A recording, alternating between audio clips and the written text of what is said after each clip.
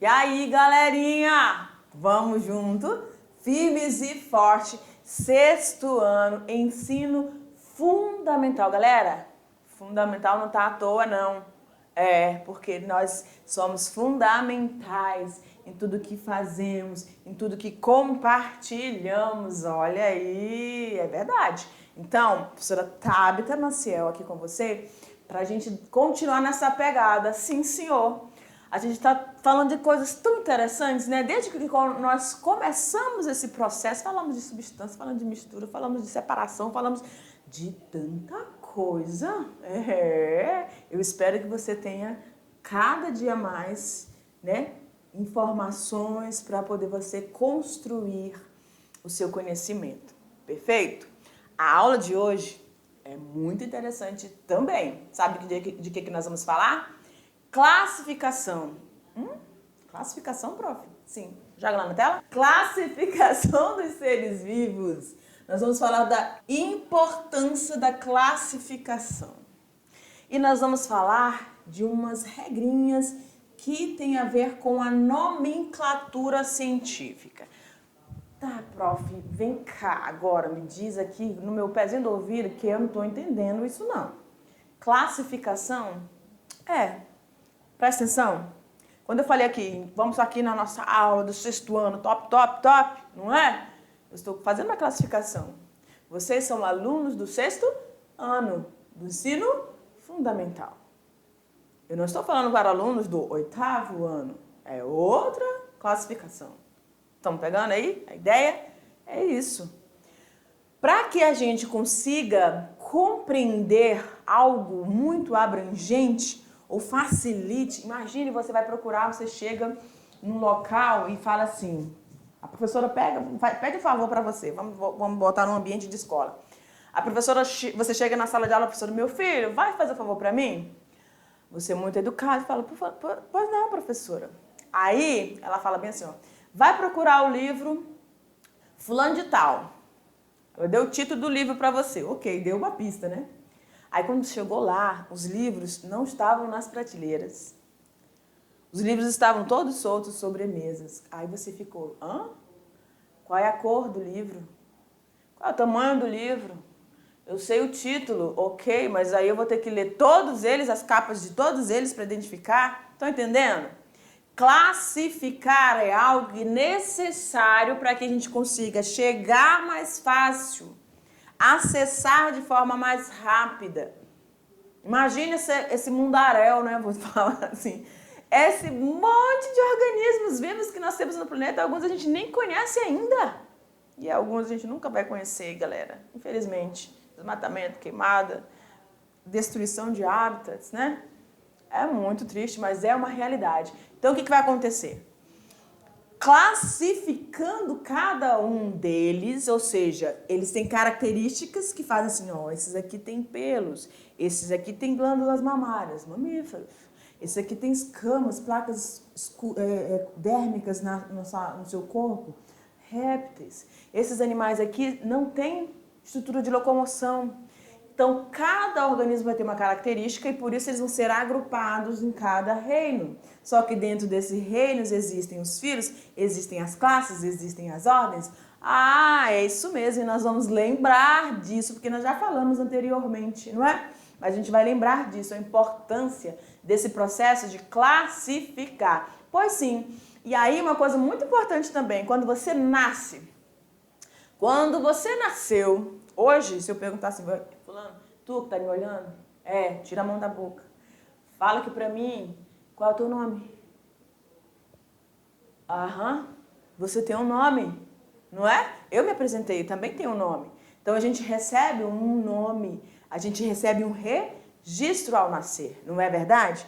Os organismos vivos também, cada um deles tem um nome. Quando chega no zoológico, a gente fala assim pro pai e pra mãe, né? Eu quero ver onça. Não, eu quero ver urso, se tiver, né? Eu quero ver zebra. Eu quero ver ariranha. Eu quero ver boto. Nossa, que variedade agora, né? Pois é. Mas, então você tem esses grupos. E aí você tem cada uma dessas espécies que eu mencionei, tem seu nome. Então, eles precisam ter regras. E aí a gente vai conhecer pessoas muito importantes que contribuíram para esse processo de classificar e nomear as espécies. Beleza? Vamos lá pro quadro? Olha lá. Então, a importância de se classificar alguma coisa. Presta atenção. Primeiro porque a gente consegue ter uma organização. Ah, professora, quando minha mãe manda eu arrumar meu quarto, organizar, eu detesto essa palavra. Calma teu coração, porque organizar é preciso. Traz uma estabilidade ali para aquele ambiente. Tirar aquela roupa de cima da cama, pendurado na janela, né? Parece que eu tô vendo teu quarto. Pois sim, eu tenho filho, né? Então eu conheço um pouco dessa realidade. Pouco, não muito. Padronizar, evitando assim problemas de comunicação. Como assim, professora? Um organismo vivo que esteja lá num país, né? Um animal lá das Arábias. Esse animal tem um nome, e aí se eu não falo aquela língua, se eu chegar aqui, como é que eu vou nomear ele? Como é que eu vou dar o nome para ele? Vai ser o mesmo, a mesma escrita? Então, toda essa preocupação foi observada para que essas espécies, em qualquer lugar do planeta, recebessem o mesmo nome, fosse escrita da mesma forma, para que a gente não corresse o risco de, eu estou falando desse animal, ele parece com aquele outro, então eu não saber de que eu estou falando de verdade, tá? Outro fator importante da classificação: analisar o grau de semelhança, ou seja, o parentesco. Olha aqui para mim. Isso é muito importante, aí a gente fala de uma questão que a gente chama, que vocês vão ver lá para frente, de filogenia. Graus de parentesco entre os organismos vivos. Você pertence à família Ferreira, vamos dar esse exemplo. Seu coleguinha aí do seu lado pertence à família Silva. Então nós temos duas famílias, Silva e Ferreira, perfeito? Esses indivíduos da família Ferreira, esses indivíduos da família Silva, eles são iguais? Tem diferenças. Uns são mais altos, outros são mais baixos, uns são mais gordinhos, outros são mais magrinhos. Uns são de pele mais clara, outros de pele mais escura. Tem características diferentes, mesmo estando no mesmo parentesco. Mas aí a ciência trabalha com a questão evolutiva, descende de quem? Ou seja, quem são os seus ancestrais. Aí quando a gente passa para a população humana, a gente pensa quem é o teu avô, teu tataravô, tá entendendo? Você mesmo sendo diferente, você pertence a essa família, Ferreira ou Silva. Então você traz traços genéticos desses indivíduos que são os seus ancestrais, de quem você descende. Estão entendendo? Então, para estudar isso, a classificação também é importante para que a gente compreenda que esse animal ele é mais próximo um do outro evolutivamente, grau de parentesco mais próximos, e aí é aquela situação lá de primo, segundo grau, primeiro grau. Tem gente que quando passa do segundo grau não considera mais, né? Às vezes nem conhece, se apaixona de, eu não sabia que era minha prima, eu não sabia que era meu primo, e aí agora? Acontece, né? Mas vamos ficar ligados então na aula. Joga lá no quadro. Olha lá. Organizar a biodiversidade se faz necessário para compreender a função exercida por cada organismo nos diferentes ecossistemas. São muitos ecossistemas e a gente viu que esses ecossistemas vão formar diferentes biomas, levando em consideração o relevo, levando em consideração o clima, essa biodiversidade, enfim, tá? Então, esses 3 pontos são os principais pontos, tá? Organização, análise do grau de parentesco e compreender essa relação dessa biodiversidade inserida nesses diferentes ecossistemas. Vamos seguindo. Aí a gente tem aqui, Aristóteles. Sim, é esse carinha aqui, lindo e maravilhoso. Sério, né? Pois é. Ele era um filósofo, ou seja, o filósofo eram aquelas pessoas, né? Nós temos aqui 2 na mediação tecnológica, né? Top, Hélio e Luciano, profs queridos. Eles são pessoas que analisam, pensam muito, né? Então, esses 2 filósofos, tanto Teófrasto e o Aristóteles, dentro do seu período, tá? Da sua época de vida, eles conseguiram dar contribuição para o que nós chamamos de classificação. Sim, senhor. Olha lá o Aristóteles. Ele dividia os grupos dos seres vivos em animais e vegetais. Então, ele já começou a classificar. Para cá vai só os animais, para cá vai todos os vegetais. Ai, como será que ele fazia isso? Os que estão se movimentando e os que estão fixos, não se movimentam. Ok, mas existem animais que vivem fixos? Existem. Professora, agora você vai dizer que existe planta que sai andando. Não, elas ficam fixas mesmo, só estou falando em relação aos animais, tá? Agora, olha só. Classificou também os animais como animais de sangue quente e os animais sem sangue, que seriam os animais sangue frio, que a gente não consegue perceber muito. Então, ele sempre estava fazendo alguma classificação. Por que ele fazia isso? Por que ele teve essa necessidade de fazer essas classificações? Porque ele queria estudar, ele queria selecionar um grupo que ele pudesse aprofundar. Galera, imagina que você... Olha só para mim aqui. Imagine uma prova. Numa prova. Você ser cobrado por todo o conteúdo do sexto ano. Tu ia pirar, não ia? Meu irmão, o que vai cair na prova? O que é? Qual é o assunto?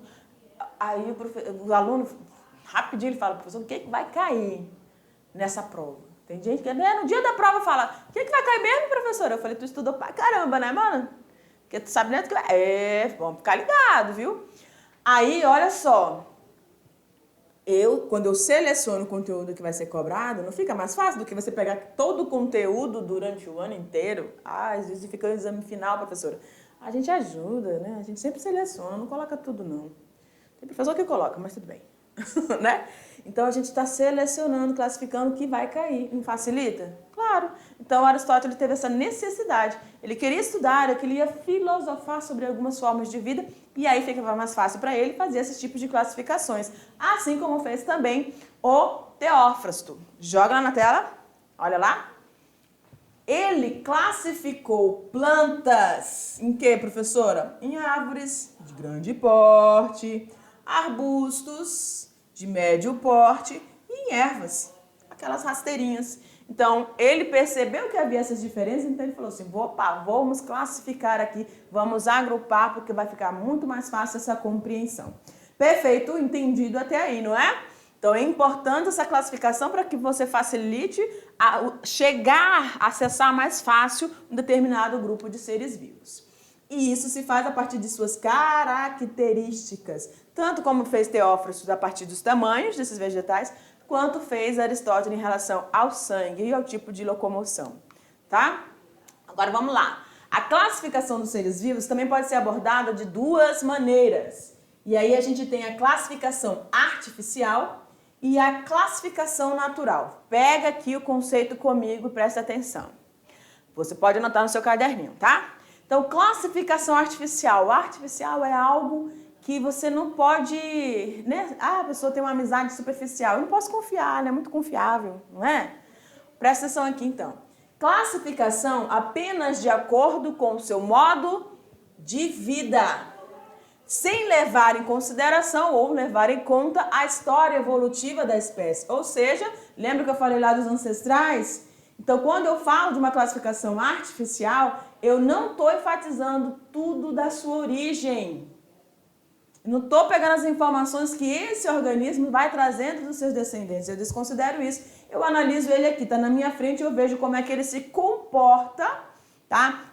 Ele se locomove sobre 4 patas, esse aqui se locomove sobre 2 patas. Esse aqui se rasteja, esse aqui tem nadadeira. Esse aqui tem asas, esse daqui fica bem no ambiente terrestre. Estão entendendo? Então, de acordo com o modo de vida. Mas essas classificações, elas correm ao risco. Por quê? Porque muitas coisas estão envolvidas nesse ser, nesse organismo que está sendo representado ali. Vamos seguindo, senão a gente não dá conta. Vamos embora. Classificação natural é aquela que classifica os seres vivos de acordo com as relações de parentesco. Precisa levar essa consideração. Por quê? Existem genes embutidos, existem ligações muito fortes existentes. Galera, aí aqui fica a dica aqui. Eu sei que vocês estão no 6º ano, mas olha, presta atenção. Quer conhecer bem teu amigo? conheço os familiares dele. É porque de repente você tem uma personalidade presente nesses indivíduos dessa família, na família Ferreira ou na família Silva, que aí você é uma característica que você não gosta muito. E o seu coleguinha, que você está procurando manter a amizade, ele é filho, ele é daquela família, viu? Uma hora ou outra ele pode também manifestar aquela característica que você não topa muito, aquela personalidade que você não topa muito. Tá entendendo? Então essa classificação natural, ela vai estar se estabelecendo e priorizando essa questão de processos evolutivos. Joga no quadro, olha lá. Para se evitar confusões entre espécies no mundo, utiliza-se a nomenclatura científica, ou seja, um conjunto único de regras. Conjunto único de regras que estudam a biodiversidade e como fazer para nomeá-la. Dá nome, tá? E aqui a gente tem uma pessoa muito importante. Ele era botânico e zoólogo, ou seja, cuidava de plantas, estudava plantas e animais. Era o sueco Carl von Linné. Ele escreveu o livro Sistema Naturae, né, que fala sobre a nomenclatura binominal. E ele foi reconhecido como o pai da taxonomia moderna. Sim, agora vamos ver o que ele fez, né? O que ele criou, o que ele elaborou. Então, ele fez o sistema de classificação científica. Ele deu nomes, né, criou regras para a gente dar nome científico a todas as espécies que existem no planeta. Professor, até aquelas que a gente não conhece ainda? Sim, até aquelas. E aí ele falou o seguinte, vem para mim de novo. Ó, meu nome, professora Tabita Maciel. Tem o outro sobrenome, né? Mas tudo bem. Tabita Maciel, eu tenho 2 nomes. Não é? O meu nome e o sobrenome. Linneu também disse que todos os seres vivos precisavam ter 2 nomes. Por isso, é o sistema de nomenclatura binominal. Binominal. 2 nomes. Pegou, né? Tudo tranquilo? Aí ele deu outras regras. Joga lá no quadro. Olha lá. Ele disse que para escrever o nome desses organismos, a escrita não era em inglês, não era em francês, não era em russo. Tinha que ser em latim. Por quê, professora? Que língua é essa? Eu nunca nem tinha ouvido falar. Pois é, o latim é uma língua morta. O que é uma língua morta? É uma língua que não se usa mais, tá? Não tem nenhum país que fale todo mundo latim. Existem alguns pessoas que estudam em monastérios e tudo, que utilizam o latim, tá? É uma língua que é selecionada para alguns grupos ainda, mas ela não é amplamente divulgada, ela não é estudada, não sofre transformações como a nossa língua portuguesa sofreu recentemente, tá? Então é uma língua que não caiu no desuso, mas como não sofre interferências de mudança, a gente vai utilizar essa língua, que é o latim. Então ele colocou a língua, tinha que ser binominal, perfeito. O que mais, professora? Ele disse que para eu escrever, aliás, o primeiro nome, ele disse que seria o gênero. O segundo seria o epíteto, que é, na verdade, o nome científico, o nome específico do organismo. Por exemplo, Homo sapiens.